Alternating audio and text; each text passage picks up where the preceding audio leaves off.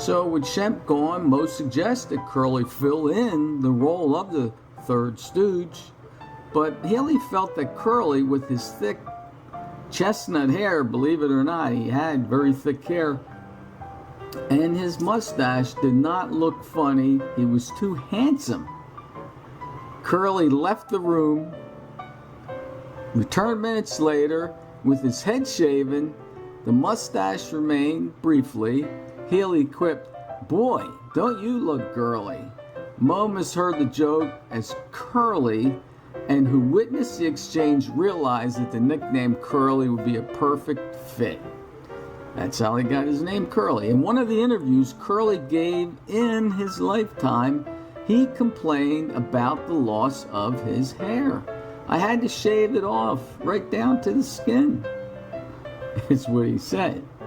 In 1934, MGM was building Haley up as a solo comedian in some feature films, so he dissolved the Three Stooges Act to pursue his own career, just like Shemp.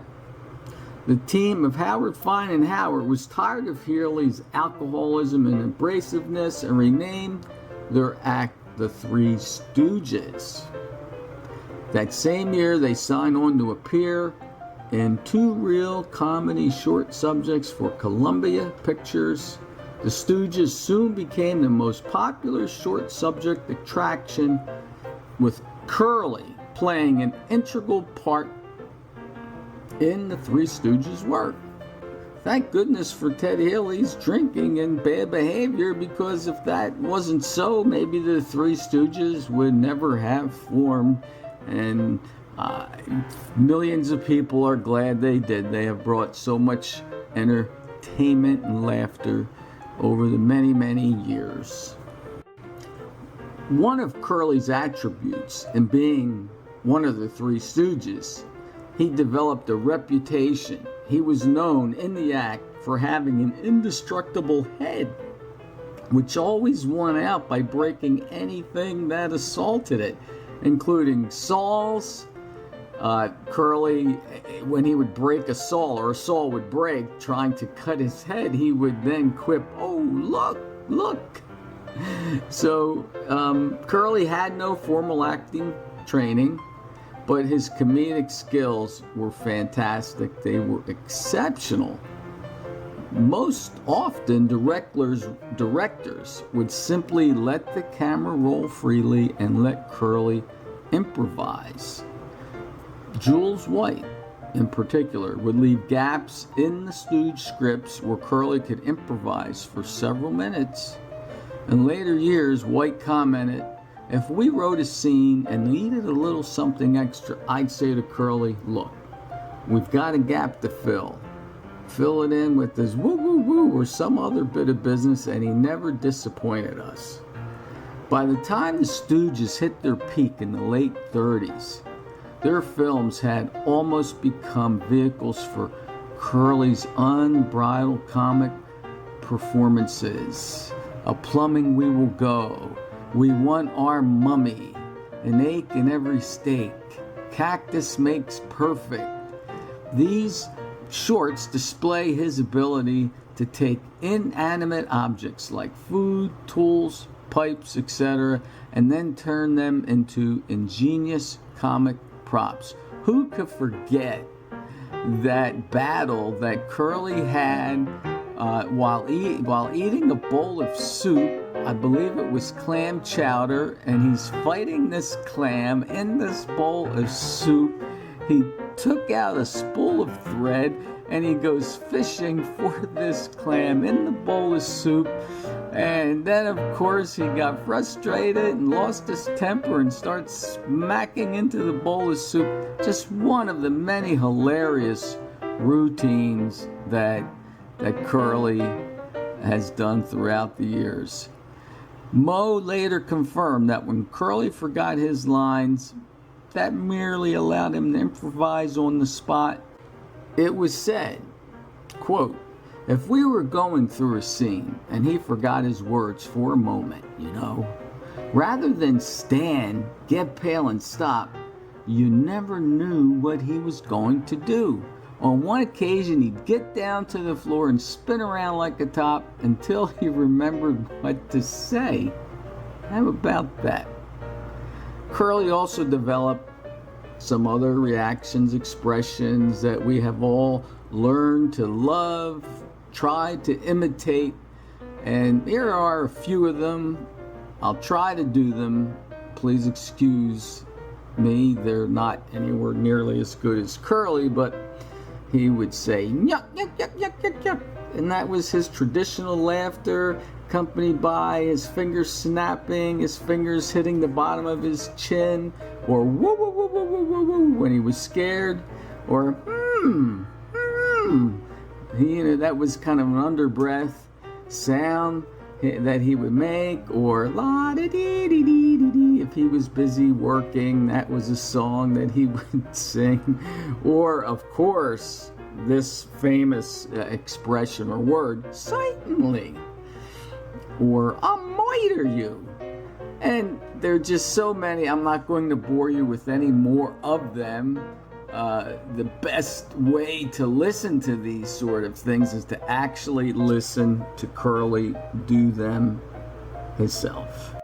By 1944, Curly's energy began to wane. You could see his energy was starting to wane. His ill health forced him to rest, leading to only 5 shorts being released in 1945. And I believe the normal output was 6 to 8 a year. And in 1945, Curly was diagnosed with extreme hypertension, retinal hemorrhage, and obesity. The episode Half-Wit's Holiday, released in 1947, would be Curly's final appearance as an official member of the Stooges. During filming in 1946, Curly suffered a severe stroke while sitting in director Jules' white chair, waiting to film the last scene of the day. When Curly was called by the assistant director to take the stage, he did not answer. Mo went looking for his brother. He found Curly with his head dropped to his chest. Mo later recalled that his mouth was distorted and he was unable to speak, only cry. Mo quietly alerted White, the director, to all of this, leading the latter to rework the scene quickly, dividing the action between Mo and Larry while Curly was rushed to the hospital. I guess that's what they mean, the show must go on. And Mo joined Curly after they finished their filming. Curly spent several weeks at the Motion Picture and Television Country House and Hospital in Woodland Hills, California, is where it was located. And then he returned home for further recuperation. In 1945, Shemp had been recruited to substitute for Curly, agreed to replace him in the Columbia Shorts, but only until his younger brother was well enough to rejoin the act. So in 1947, Columbia Pictures signed a contract by all 4 Stooges and stipulated that Shemp's joining in place and instead would only be temporary until Curly recovered. Curly partially recovered and with his hair regrown made a brief cameo appearance as a train passenger. I remember that vividly, barking in his sleep in the 3rd film after Brother Shemp's return, Hold That Lion, in 1947. It was the only film that featured Larry Fine and all 3 Howard brothers, Mo, Shemp, Curly, simultaneously. Director White later said he spontaneously staged the bit during Curly's impromptu visit to the stage. Quote, "It was a spur-of-the-moment idea. Curly was visiting the set. This was sometime after his stroke. Apparently, he came in on his own since I didn't see a nurse with him. He was sitting around reading a newspaper. As I walked in, the newspaper he had in front of his face came down and he waved hello to me. I thought it would be funny to have him do a bit in the picture, and he was happy to do it. Curly filmed the second cameo as an irate chef 2 years later for the short Malice in the Palace.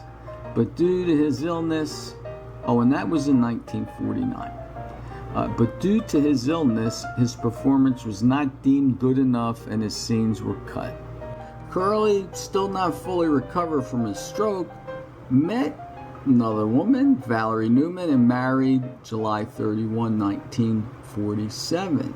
Although his health continued to decline after the marriage, Valerie gave birth to a daughter, Janie, in 1948. Later that year, Curly suffered a second massive stroke, which left him partially paralyzed. He used a wheelchair by 1950. He went through some more treatment. In February 1951, he was placed in a nursing home where he suffered another stroke a month later, and eventually he went into the North Hollywood Hospital and Sanitarium. In December 1951, the North Hollywood Hospital and Sanitarium advised the Howard family that Curly was becoming a problem to the nursing staff at the facility because of his mental deterioration. They admitted they could no longer care for him and suggested he be placed in a mental hospital. Moe refused to do this, relocated him to another sanitarium, the Baldy View Sanitarium in San Gabriel, California. January 7th, 1952, Moe was contacted on the Columbia set while filming to help move Curly for what would be the last time. 11 days later, on January 18, Curly died. Curly lived the shortest life of the Stooges, dying at the age of 48.